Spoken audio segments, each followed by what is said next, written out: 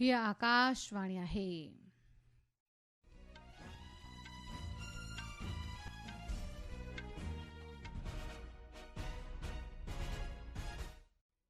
हाणे हीना अगनाणीअ खां सिंधीअ में ख़बरूं ॿुधंदा। सभ खां पहिरीं हिन वक़्त जूं ख़ासि ख़बरूं। प्रधानमंत्री नरेंद्र मोदी ईंदड़ पीढ़ीअ जे सुधारण लाइ रूपरेखा ते चर्चा लाइ बैठक जी सरबराही कई। परडेही मंत्री डॉक्टर सुब्रमण्यम जयशंकर चयो आहे त भारत दहशतगर्दीअ जे सभिनी स्वरूपनि ख़िलाफ़ लड़ाईअ खे अवलियत ॾेई रहियो आहे। चीन जे परडेही वज़ीर वांग यी सां अॼु क़ौमी सलामती सलाहकार अजीत डोवल ख़ासि एवज़ी वफ़द वारी मुज़ाकरात जो 24हों दौर शुरू कंदो। अमेरिका जे सदर डोनाल्ड ट्रंप पधिराई कई आहे त हू यूक्रेन जंग ख़त्म करण लाइ रशिया ऐं यूक्रेन जे सदर जे विच में रूबरू ॻाल्हि ॿोल जो इंतज़ाम कंदो। आबहवा विभाग अॼु कर्नाटका, गुजरात, विच महाराष्ट्र, कोंकण ऐं गोवा में मींहं वस लाइ रेड अलर्ट जारी कयो। भारत जे गिरीश गुप्ता 16हीं एशियन निशानेबाज़ीअ में सोनो तमग़ो हासिल कयो। हाणे ख़बरूं तफ़सील सां। प्रधानमंत्री नरेंद्र मोदी ईंदड़ पीढ़ीअ जे सुधारनि जी कार्य योजना लाइ नज़रसानीअ लाइ काल्ह आला सतह वारी बैठक कई। इन तहत जीवन में सहूलियतूं, कारोबार में सहजता ऐं शमूलियत वारी खुशहालीअ जे उपावनि ते ख़ासि तौर सां ध्यानु ॾिनो वियो।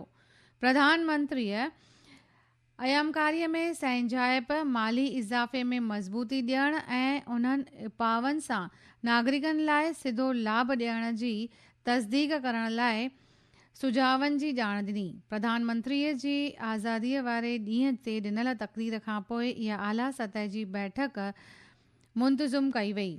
आज़ादीअ जे ॾींहं ते ख़िताब कंदे GST ऐं टैक्स जो बोझो घटि करण जे बतौर ॾियारीअ जी सूखड़ीअ जो पिणु वाइदो कयो।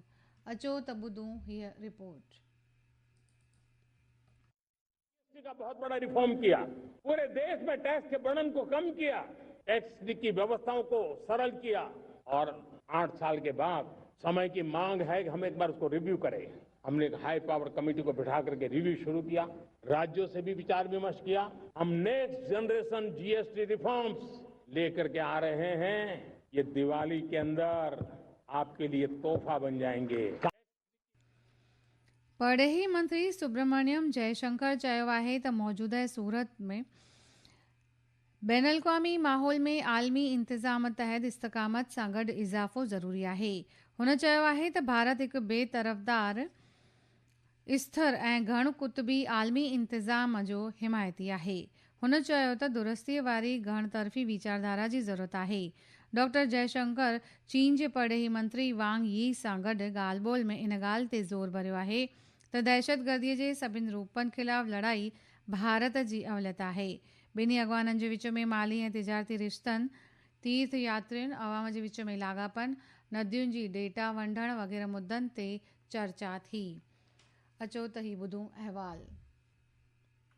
In our relationship, our two nations now seek to move ahead. This requires a candid and constructive approach from both sides. In that endeavor, we must be guided by the three mutuals: mutual respect, mutual sensitivity, and mutual interest.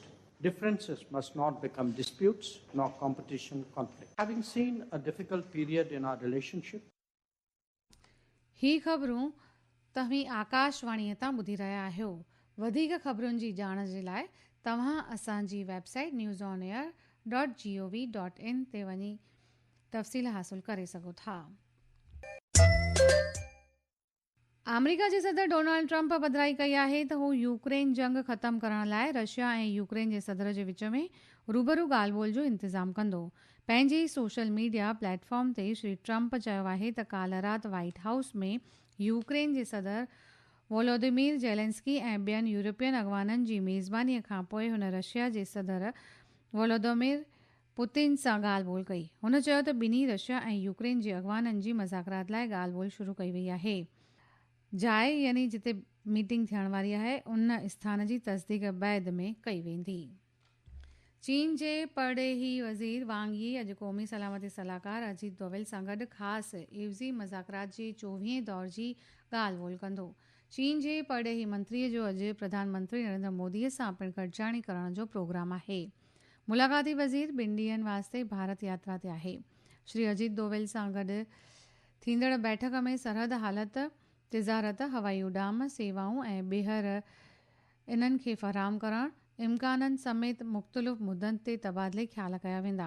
परॾेही मंत्री doctor S Jaishankar जणायो आहे त बाहिमी रिश्तनि नातनि खे अञा वधीक मज़बूत करण लाइ सरहदी इलाइक़नि में अमन चैन बहाल करणु लाज़मी आहे।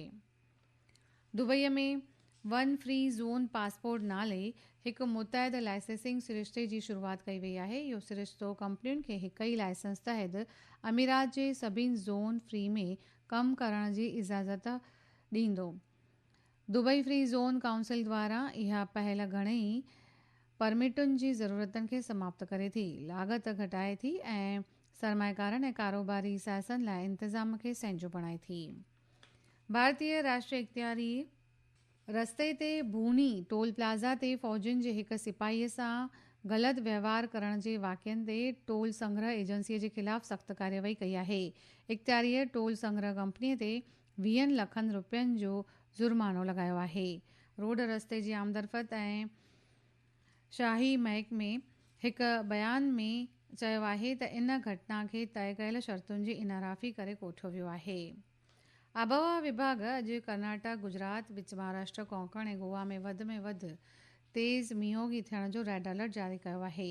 विभाग छत्तीसगढ़, केरल, माहे, तेलंगाना, विदर्भ में पिणु सख़्त मींहुं वस थियण जा इम्कान जारी कया आहिनि। आबहवा विभाग अॻियां ईअं बि चयो आहे त साहिली आंध्र प्रदेश, ओभरी राजस्थान, हिमाचल प्रदेश, जम्मू कश्मीर, लद्दाख, गिलगित बल्तिस्तान, मुज़फ़राबाद समेत ओभर उत्तर भारत में पिणु सख़्त मींहुं वस थियण जा इम्कान आहिनि।